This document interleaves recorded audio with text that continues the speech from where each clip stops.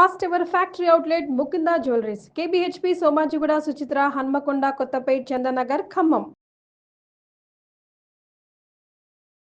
ఒక ఆడదానికి పరమేశ్వరుడు ఎవడు అంటే భర్త.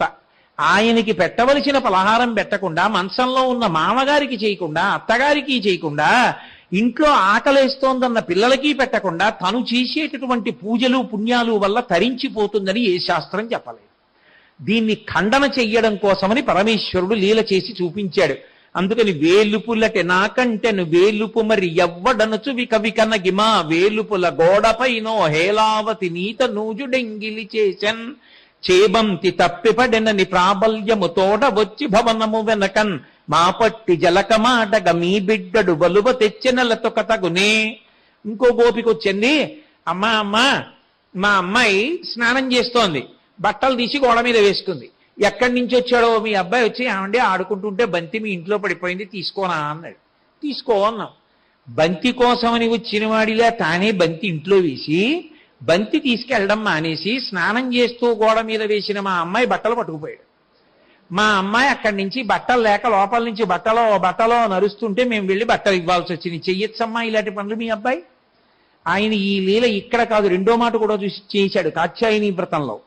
వేదంలో అత్యంత దూష్యమైనటువంటి విషయం వర్షాలు పడకపోవడానికి ఒక కారణం ఏమిటో తెలుసా? ఒంటి మీద బట్టలేని స్నానం.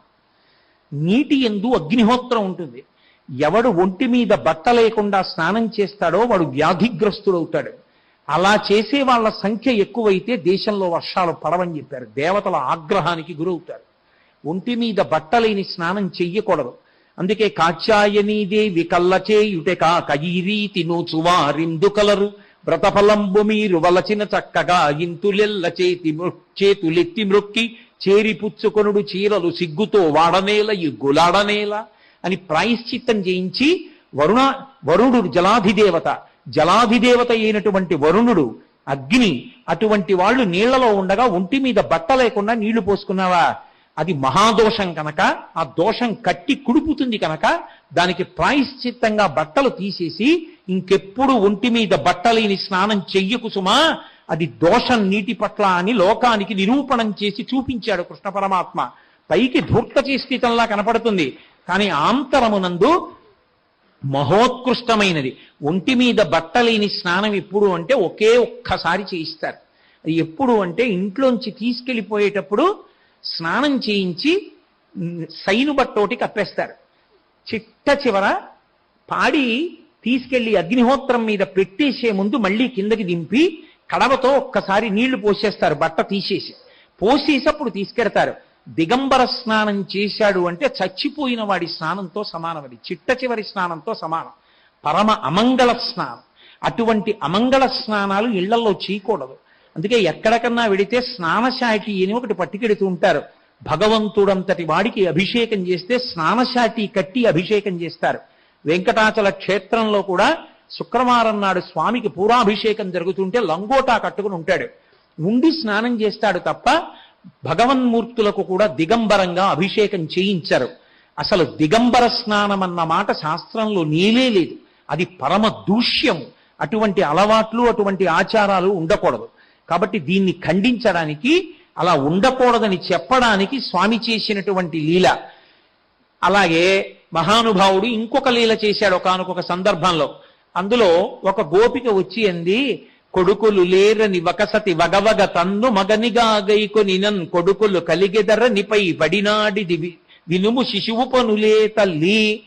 ఏదో గోపకాంతలందరూ కూర్చుని మాట్లాడుకుంటున్నారు. గోపాల బాలులందరూ ఏదో వ్యవసాయ పనులు, ఆ ఆవులు మేపుకోవడానికి వెళ్ళిపోయారు.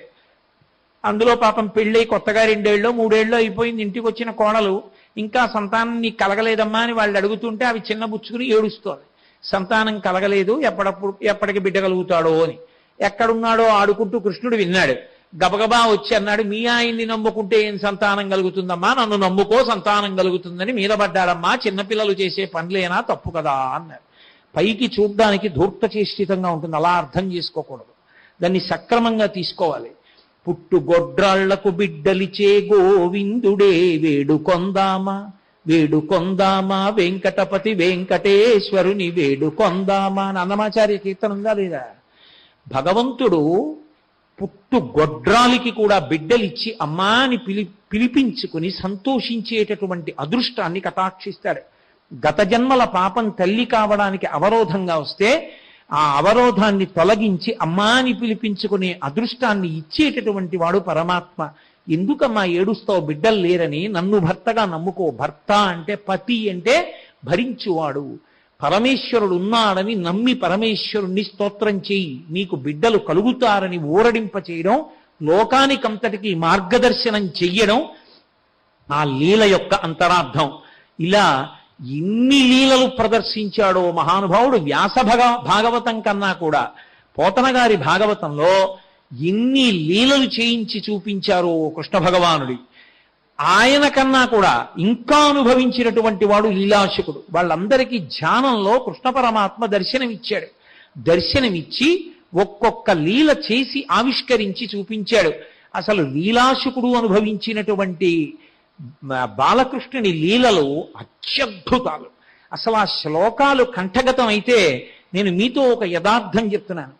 మీరు ఎక్కడ కూర్చోండి, మీరు ఆ శ్లోకాలు చదువుకుంటుంటే ఎంత సంతోషంగా ఉంటుందో. ఏమనుభవించాడో మహానుభావుడు. చిన్ని కృష్ణుణ్ణి అమ్మ ఉయ్యాలలో పెట్టి ఊపుతోంది. పిల్లలు పడుకోమంటే పడుకోరు. అమ్మ ఏదైనా కథ చెప్పమ్మా అంటారు. అమ్మ యశోద కూడా కథ చెప్తోంది. ఏమని? రామో నామ బభూవ హుం తదబలా సీతేతి హుం తాం పితుర్వాచా పంచవటీ తటే విహరణస్తస్యాహరద్రావణః నిద్రార్థం జననీ కథామితి హరేః హుంకారత శృణ్వతః సౌమిత్రే క్వథనుర్ధనుర్ధనురితి జగ్రాగిరప్పాం తునః అన్నాడు ఆయన. ఆ పిల్లవాడిని ఉయ్యాల్లో పెట్టి అమ్మ ఊపుతూ కథ చెప్పడం మొదలుపెట్టింది. ఎవరికి? కృష్ణుడికి. కృష్ణుడికి ఎవరి కథ చెప్తోంది? రాముడి కథ. ఎవరు? కృష్ణుడెవరు, రాముడెవరు? ఈయనే రాముడు కిందటి అవతారంలో. కృష్ణుడికి రామకథ చెప్తూ ఊపుతోంది. ఎంత అందంగా పడిపోయిందంటే శ్లోకం. రామో నామ బభూవ హుం. రాముడనేటటువంటి రాజు ఉండేవాడు, రాజకుమారుడు ఉండేవాడు. అన్న కృష్ణుడు కూడా శ్లోకంలోకి వచ్చేసింది. రామో నామ బభూవ తదబలా సీతేతి హుం. ఆయనకో భార్య ఉండేది, ఆవిడ పేరు సీతమ్మ. ఊపుతోంది అన్నాడు. తాం పితుర్వాచా పంచవటీ తటే విహరణస్తస్యాహరద్రావణః. తండ్రి అయిన దశరథ మహారాజు గారి యొక్క మాట సత్యం అవడం కోసమని రాముడు తన భార్య సీతమ్మతో కలిసి 14 సంవత్సరముల అరణ్యవాసాన్ని చేయడం కోసమని వెళ్లి పంచవటీ తటంలో ఉండగా రావణాసురుడే రాక్షసుడు సీతమ్మ తల్లిని అపహరించాడు అంది. అనలేదుట. పడుకున్న కుర్రాడు ఒక్కసారి పైకి లేచి సౌమిత్రే క్వథనుర్ధనుర్ధనురితి వ్యగ్రాగిరప్పాం తునః. ఓ లక్ష్మణ, ఏదిరా నా విల్లిలా పట్రా అన్నట్టు. ఎందుకని? కృష్ణావతారం అయినా మరి రామావతారం అయిందే కదూ. రామో నామ బభూవ అంటే హుం అన్నాడు. తదబలా సీతేతి హుం అన్నాడు. సీతాపహరణం చెప్పేటప్పటికి అంత కృష్ణావతారంలో కూడా లక్ష్మణుడిని మర్చిపోలేదు. ఎప్పుడూ పక్కన ఉంటాడు కాబట్టి ఆ కృష్ణావతారంలో ఉరే లక్ష్మణ ఏదిలా పట్ర ధనస్సని జగ్రత కోపంతో అరిచేట. హడిలిపోయింది. కథ చెప్తున్నటువంటి యశోద నిద్రార్థం జననీ కథామితి హిరే హుంకారత శృణ్వతః. నిద్ర వస్తుందని పిల్లాడికి కథ చెప్తే వీడేమిట్రా గబాల లేదు లక్ష్మణ నా విల్లేదంటాడేమిటని చల్లబోయింది. అమ్మ గుర్తుపట్టేస్తుందేమో అని ఓ దొంగ నవ్వు నవ్వి మళ్ళీ పడుతున్నాడు. అలా నవ్విన కృష్ణుడు ఉన్నాడే, ఆయన మమ్ము రక్షించుగాక. అలా ఇన్ని అనుభవించాడు. గోపిక ఒక గోపిక చాలా తెలివైన పిల్ల. ఆమె బాగా ఆలోచించింది. రెడ్ హ్యాండెడ్గా పట్టుకున్నాడంటారు చూసారా, దొంగతనం చేస్తుండగా సాక్ష్యంతో పట్టుకోవాలి. అందుకని వెన్న దాచుకుంటే లాభం లేదు, తినేస్తాడు. దాచన వీధి గుమ్మంలో పెడతా, తలుపు చాటున ఉంటా. వస్తాడు కదూ, వచ్చి ఎవరూ లేరంటే కూర్చుంటాడు, లేకపోతే నిలబడి గబగబా పెట్టేస్తాడు. అందుకని ఎవ్వరం లేనట్టు తలుపు చాటున ఉంటాడు. చేతికి వెన్నుండగా పట్టుకుంటే ఏమో ఏం దబాయించేస్తాడు. నోట్లో కూడా పెట్టుకున్న తర్వాత అయితే ప్రబల సాక్ష్యంతో దొరుకుతాడు అని తలుపు చాటున చూస్తోంది. వచ్చాడు, వచ్చి పిల్లలందరినీ పిలిచాడు. వెనకాతలే ఉంటారు అన్నాడు. వాళ్ళందరూ ఫాల్ ఇన్ లైన్, ఓ వరుస క్రమంలో వచ్చారు. ఒక్కొక్కళ్ళకి తీస్తున్నాడు, పెడుతున్నాడు. చక్కగా కూర్చుని పెడుతున్నాడు. చిన్ని కృష్ణుడు ఎంత అందంగా ఉంటాడు. తీస్తున్నాడు, పెడుతున్నాడు. అందరిది అయిపోయింది, వెళ్ళిపోయారు. తను ఒక్కడే ఉన్నాడు. తీసిల నోట్లో పెట్టుకున్నాడు. ఆవిడ గభాలను వచ్చి పట్టుకుంది చెయ్యి. పట్టుకున్న ఆవిడ ఏమందంటే, ఏమంటాడో చూద్దాం, ఇప్పుడేం దబాయించగలడు అని కస్త్వం అని అడిగింది. ఎవరయ్యా నువ్వు అంది. అంటే బలానుజహ అన్నాడు. తన పేరు కదా చెప్పాలి, మానేసి అక్కడ లేనివాడి పేరు చెప్పాడు. బలరాముడి తమ్ముణ్ణి అన్నాడు. మధ్యలో ఆయన పేరు ఎందుకు? బుద్ధిగా ఇంట్లో ఉండి చదువుకుంటున్నవాడు, ఆవులు కాసుకుంటున్నవాడు ఆయన. అంటే అన్నగారి పేరు తీసుకొచ్చి తన పేరు దాచేసి అన్న పేరు చెప్పి ఆయన్ని ఇరికించడం. అందుకని ఎవరు నువ్వు అంటే బలానుజహ అన్నాడు. అమ్మ బాబోయ్, గుడ్డెలు తీసిన బంటురా వీడి పేరు చెప్పకుండా అన్న పేరు చెప్తున్నాడని ఆవిడది. ఓహో కిమిహతే అంది. ఇక్కడికి ఎందుకు వచ్చావు అంది. ఓసారి ఇలా చూసి, ఓ మా ఇల్లు కాదా, మన్మందిరా శంకయా అన్నాడు. మా ఇల్లు అనుకున్నానమ్మా, అందుకు వచ్చాను. అమ్మ బాబోయ్, ఇంక ఈ పిల్లాడిని ఏం చేస్తాం అనుకుని, ఓ మీ ఇల్లు అనుకున్నావా, సరే. యుక్తం తం నవనీత పత్ర వివరే హస్తం కిమర్థం యసేహే అంది. సరే మీ ఇల్లు అనుకుని వచ్చావు, ఈ కుండలో చెయ్యి ఎందుకెట్టావు అంది. అంటే ఆయన అన్నాడు, మాత కంచన వత్సకం మృగయితం మాగా విషాదంక్షణ. ఊరికే మా ప్రశ్నలు గట్టిగా అలా అరుస్తూ అడుగుతావు. మా ఆవు దూడ ఒకటి తప్పిపోయింది, కుండలో ఉందేమో అని తిప్పి చూస్తున్నాను. నువ్వు అలా అరిస్తే దూడ దూకి పారిపోతే ఎవడు పట్టుకుంటాడు మళ్ళీ అంటే ఆవిడ తెల్లబోయే, అయ్య బాబోయ్ అని వదిలేసింది. ఇంత దబాయింపా అని. ఇత్యేవం వరవల్లవి ప్రతివచ కృష్ణస్య పుష్ణాతునః అన్నాడు లీలాశకుడు.